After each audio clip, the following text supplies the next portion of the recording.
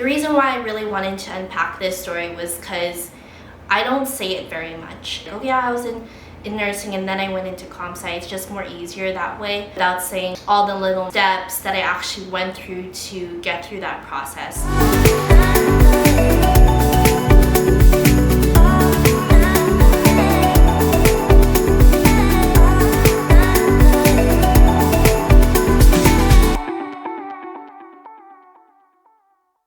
Hi everyone, it's me Shelly and welcome back to my channel. For today's video, I wanted to do something more casual, a little bit more vulnerable and just more honest. Maybe some of you can relate to if you are applying to undergraduate degrees, because I definitely know that from my experience, it was a tough one, and you'll kind of see that throughout this. Just kind of giving you a recap of where I am at.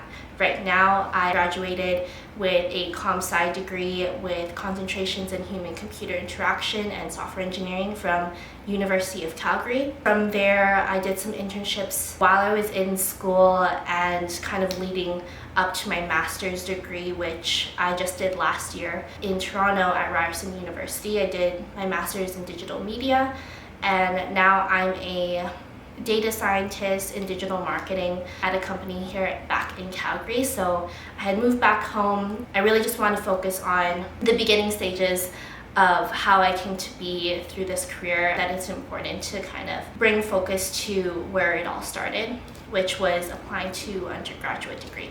So yeah, I wanted to do a get ready with me, just kind of tracing back to my roots where I started off this channel as a makeup channel and have limited my collection to just this right here, and it's not even full. So yeah, don't collect makeup. It's a waste of time if you're not actually going to use it. I'm going to be getting my eyelash extensions next week because I'm going on a trip the following week, and I usually just like doing eyelash extensions before going on any trip because it just cuts down my makeup time in half when I want to enjoy my vacations. With many Asian eyelashes, mine were really short, and I've went to multiple different eyelash extension places, and this last one, which was horrific, I got it done in Toronto, where she actually had a strip lash, almost like segments of those, and just like glued it onto my eyelashes. And I have a tendency of pulling the eyelash extensions off once it starts getting sparse. I just want to get rid of them, and so it actually ripped out a lot of my real lashes. And then when I tried to do eyelash extensions again, the girl that I went to in Calgary had then recommended me to use this INV eyelash conditioner, and it helped regrow all my lashes, and now I don't have any sparse spots. So yeah, before I put on any makeup, I try to use this, especially if I'm going to be going to the eyelash extensions again, just so that they have a base to work with. Next, I'm going to be using my Super Goop. When I'm in the States, I usually pick up a few of these. It kind of almost acts like a primer. It has that primer feeling. You have to protect your skin with SPF all the time, and so if my foundation that I'm using doesn't have SPF, this just gives me assurance that I am protecting my skin. Last step before I start talking again, I am going to be mixing. The Fenty Beauty is in shade 280, and that's my summer shade, so I'm gonna put just a little bit of this. And Laura Mercier is in ochre. The year that I started applying to university, my Lola, which is my grandma, had passed away.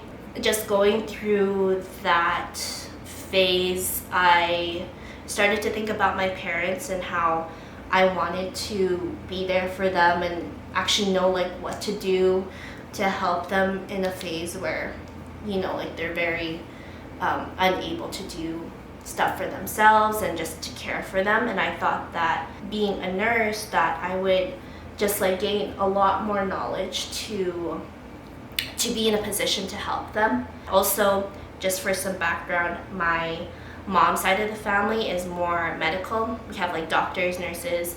But then my dad's side, they're all like computer engineers, and I always saw that my dad was on his computer even after dinner. He's just like a workaholic that way, and I think that honestly I'm more like my dad. I don't view workaholic as like a bad thing. I think that it was interesting to see the dynamic of, oh, I don't want to be like my dad, I don't want to be working all the time.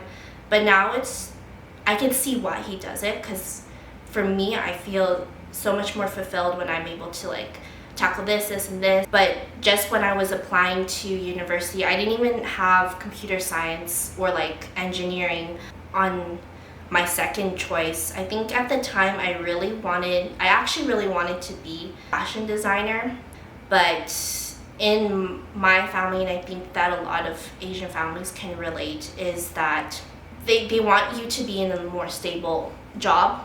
And since we didn't have any role models to say that like this fashion or, you know, like creative opportunity or job career was possible, they just really wanted me to push towards something else. So I had nursing as my first choice and then business as my second. I applied to just within Calgary itself, so like University of Calgary, Mount Royal. I also did University of Alberta, which is up in Edmonton, which is known for being really good for medical careers.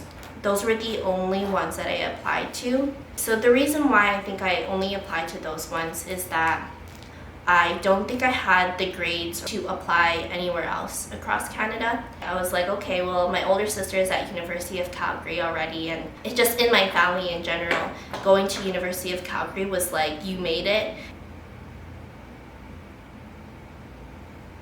This is how I actually am when I'm doing my makeup, like dead silence. That's how I can concentrate. Okay, cool. Got my eyebrows on.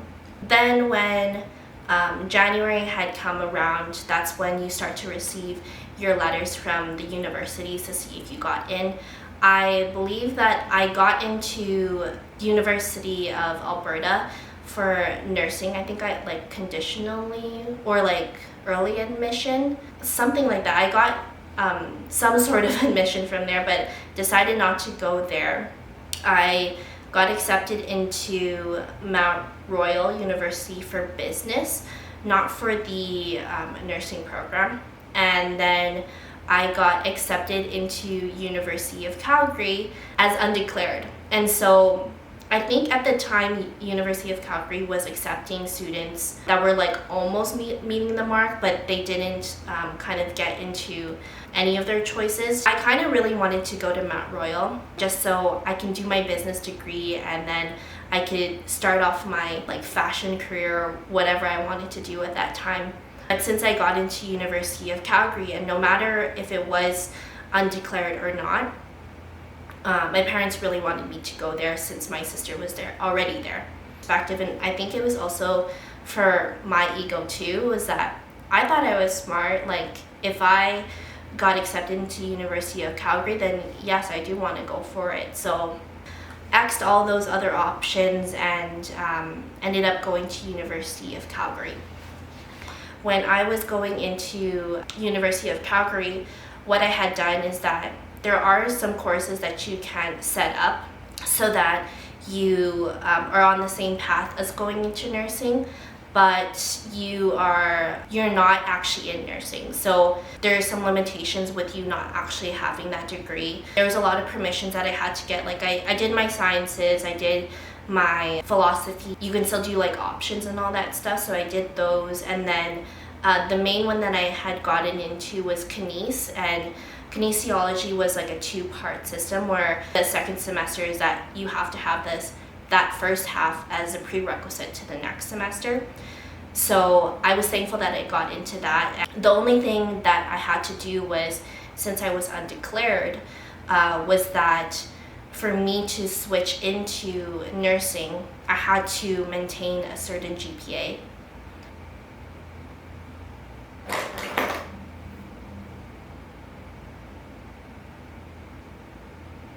And at the time, the requirement for you to switch into nursing was a 3.75.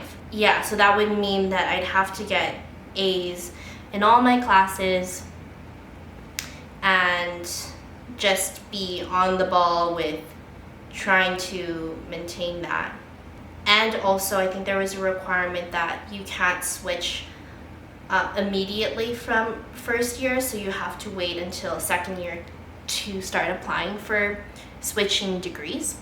In my first semester, there was this religion class, and it sounds like I laugh at it all the time, but there's this religion class that I took, and I thought it was so easy, like the tests were pretty easy, and then one of the essays that highs of maybe like 50% of your grade, I had just flunked. I really hate writing, and so that brought my GPA way down to the point where I was on like probationary period. So you could just imagine, I'm trying to get to this 3.75 GPA, and here I am with like lower than a 2. Like the University of Calgary has this program where if you just go into that program or like attend one seminar, that you can release your probationary period. So I had done that, and it was still good to go to my next semester with all the courses that I had in my schedule. So trying to kind of get towards this 3.75, I had then applied to the nursing program, I think mid-year and second year. I had got into a 3.4 GPA at that time, and I was like, okay, I'm just gonna still apply. I know that the requirement right now is 3.75, but I think that you just never know. You just have to just keep trying at it. And obviously I didn't get in, and I was at that point where I needed to think fast. Okay, like I could do another year of trying to boost my GPA and then getting into nursing, but at the time I don't think I had the motivation to keep striving for this nursing degree that I thought I had wanted when I initially went into university.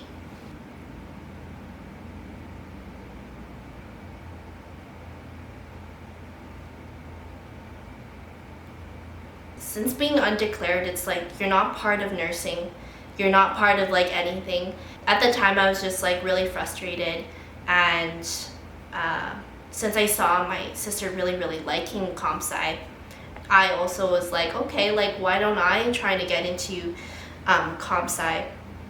And funny enough, like the requirement to get into comp sci at the time was really low. I think it was like at a 2 or something, and so with my 3.4 GPA, I was able to get into the comp sci degree for my third year, and I just went ham with it. And I know there was a lot of challenging course in the comp sci degree, but I don't know, like it just sank more with me. I was like part of something. I was actually part of the comp sci degree, and so I just felt a little bit more at home. I'm almost done my makeup, and I really need to get a new highlighter, because look, I hit pan on it.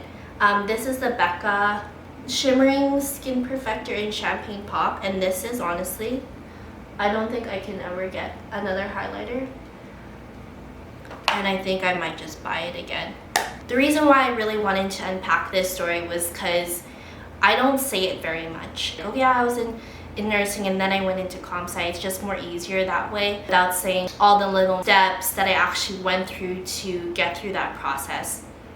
No matter where you are in your situation at the time, is that you just have to keep going. You have to keep trying, and maybe trying some things new that you never thought that you could actually do. I feel like I've come a long way from where I started, and I'm rambling right now, and I almost in my head want to be strategic with this, but I'm just gonna say it as it is. So just kind of starting from the beginning, I'm very grateful and thankful for my parents that they pushed me to be in a career or in a degree that would give me motivation to say that yes, you can complete a comp sci degree, you can go to university despite your grades, and even if you're undeclared, go for it. Like that, I think at that very moment was when I was like, damn, like I'm so thankful that I wasn't stubborn at the time and just, well, I was stubborn, but stubborn at the time to take that leap instead of going to University of Alberta to take nursing, or to go to Mount Royal to do business, and just to go into University of Calgary, because there was way more opportunities there. So one, listen to your support system and your mentors, because they have way more knowledge than you. Another lesson here is that even if you are hitting roadblocks in what you think that your path is going to be, keep striving for new opportunities. Listen to those around you. Also just like observe about like other people around you and how they've kind of got into where they got into be. Like if I just wasn't really paying attention to how my sister was coming about with her degree, I don't think I would ever have wanted to try and go into comp sci. Remembering that you are capable of more than you think, and if you just keep trying and striving and trying to figure out where your passions and your talents belong in the world around you and how you can benefit from them but also benefit others from just being, that's when you'll know. I hope you guys kind of like that kind of story time of me trying to get from nursing into comp sci, or actually just me trying to get into nursing and then ended up being in comp sci. I think that's kind of it was a long journey then, and I there was a lot of endless nights where I was just crying and crying because I didn't know where I belonged. But anyways, that's it for this video. You have been liking my travel series, but also if you want to see more videos like this, there's a lot more stories for me to unpack and just not be scripted. I like kind of like the honesty behind it and all that stuff. And so leave your comments down below. Let me know if you're applying to undergraduate degree or post-secondary, or maybe you're in it right now and you just like, you don't know where to kind of start or kind of reach out next. I hope this inspires you in some way. So I'll see you guys in my next video. Bye!